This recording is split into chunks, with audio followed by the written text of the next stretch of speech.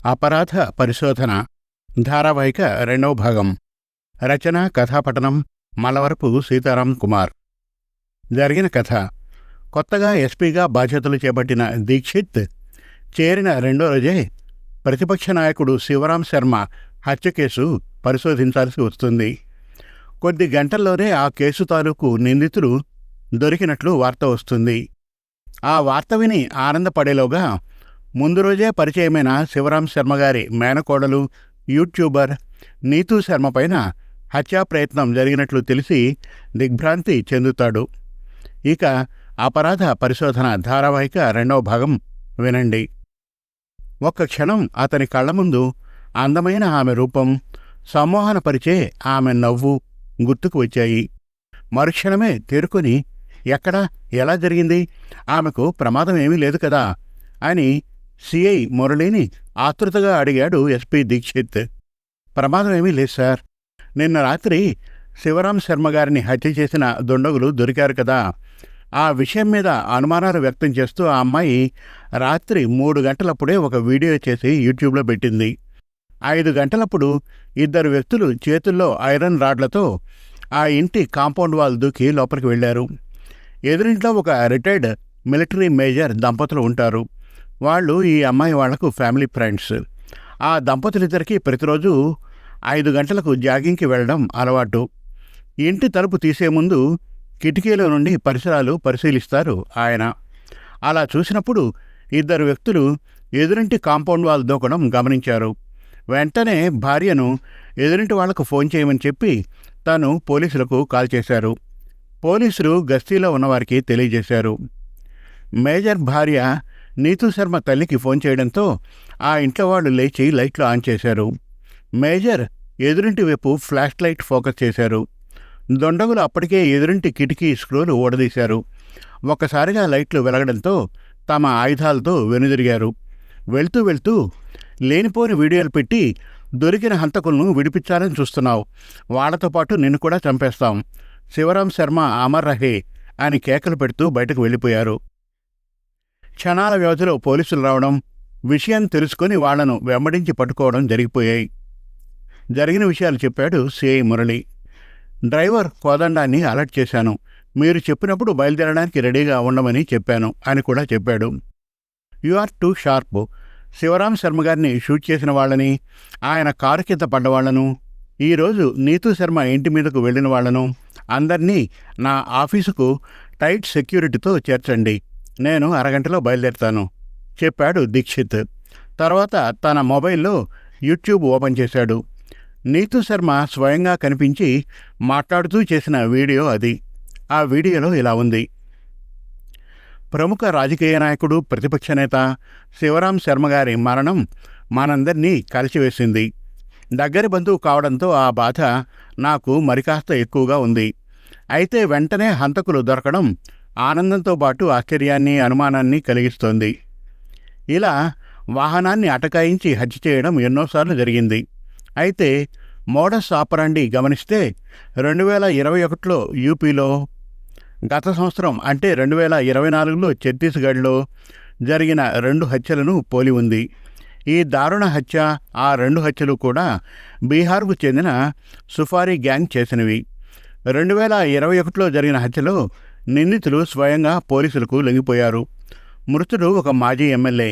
Car parking విషయంలో గొడవ జరిగిందని, ఆ కోపంలో హత్య చేశామని చెప్పారు వాళ్ళు. హంతకులు దొరికిపోవడంతో తదుపరి విచారణ జరగలేదు. కోర్టు వాళ్లకు యావజ్జీవ కారాగార శిక్ష విధించడం జరిగింది. అయితే ఒక ప్రముఖ న్యూస్ పేపర్లో ఒక లేడీ ఇన్వెస్టిగేటివ్ జర్నలిస్ట్ రాసిన ఆర్టికల్ సంచలనం రేపింది. ఆ ఆర్టికల్లో ఆమె ఆవు పులి కథను ఉటంకిస్తూ, ఆ కథలో ఇచ్చిన మాట ప్రకారం ఆవు పులికి ఆహారమవడానికి తిరిగి వచ్చింది, లొంగిపోయింది. ఆవు సాధు జంతువు, కానీ వీళ్ళు క్రూర హంతకులు. స్వచ్ఛందంగా లొంగిపోవడానికి వీళ్ళు అమాయకులు కారు, ప్రాణాలు తేలిగ్గా తీసే రాక్షసులు అని పేర్కొంది. ఇంకా ఆ ఆర్టికల్లో ఇలా ఉంది: కేసు దర్యాప్తు లోతుగా జరిగినా లేదా సిబిఐ సమగ్ర దర్యాప్తు జరిపినా అసలు నేరస్తులు దొరకడం ఖాయం. నేరస్తులు దొరికిపోయి నేరాన్ని అంగీకరిస్తే కేసు తొందరగా క్లోజ్ అవుతుంది. హత్య చేయించిన వారు బయటపడరు. అందుకోసం నేరం చేసి స్వచ్ఛందంగా లొంగిపోయిన వారికి భారీ మొత్తం ఆశ చూపడంతో పాటు కోర్టులో మంచి లాయర్ని పెట్టి విడిపిస్తామని హామీ ఇస్తారు. జైల్లో అన్ని సౌకర్యాలు సమకూర్చడానికి ఏర్పాట్లు చేస్తారు. కాబట్టి హత్య చేసినవాడు నన్ను పట్టుకోండని చేతులు చాచాడని సంబరపడిపోకుండా క్షుణ్ణంగా దర్యాప్తు జరపాలి. అసలు నేరస్తుల్ని వెలికితీయాలి.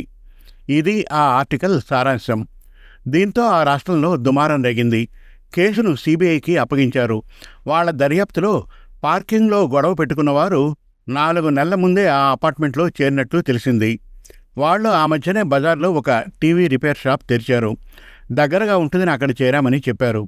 కానీ ధనవంతులు ఉండే ఆ పోస్ట్ లొకాలిటీలో ఎక్కువ రెంట్ చెల్లించి వాళ్లు చేరడం సిబిఐ వాళ్లకు అనుమానాన్ని రేకెత్తించింది. గొడవ పెట్టుకుని హత్య చేయాలనే ఉద్దేశంతోనే వాళ్ళు అక్కడ చేరారనే కోణంలో దర్యాప్తు జరిపారు. దాంతో అసలు నేరస్తులు బయటకు వచ్చారు. ఇక 2024లో ఛత్తీస్గఢ్లో జరిగిన హత్య. ఇక్కడ ఒక మాజీ మినిస్టర్ కారులో ఇంటి నుండి బయటకు వస్తున్న సమయంలో కొబ్బరి బొండాలను అమ్మే అతని బండి ఆ కారుకు గుద్దుకుంది. అతను కోపంతో కారు డ్రైవర్తో గొడవకు దిగాడు.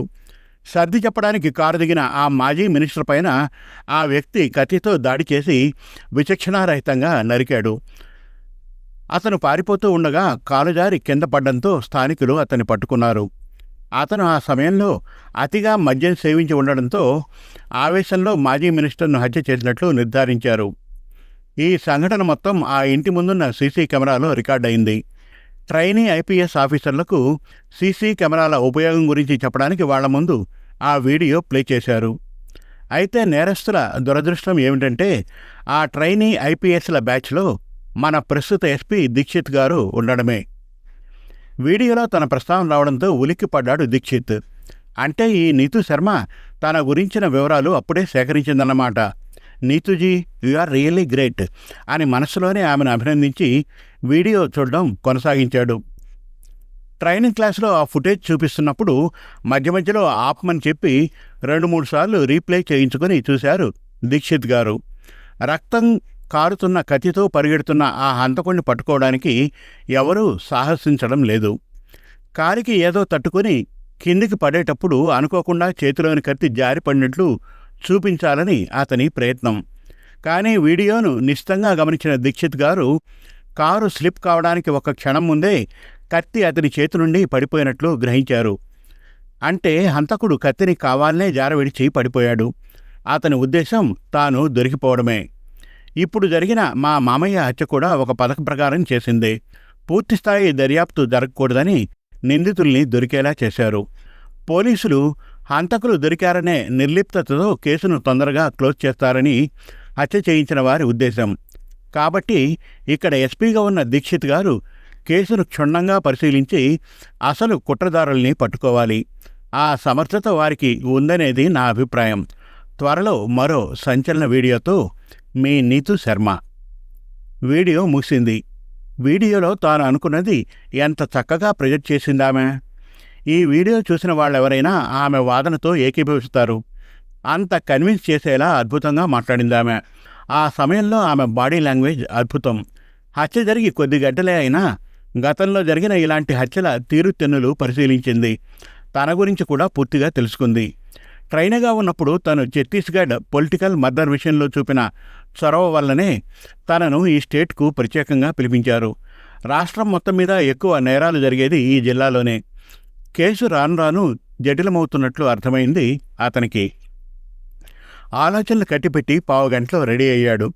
అమ్మాయి ఇచ్చిన కాఫీ తాగుతూ, ఈరోజు ఎన్నింటికి ఇంటికి వస్తానో చెప్పలేను, నా కోసం టిఫిన్ భోజనం మానుకొని ఉండద్దు అని చెప్పాడు.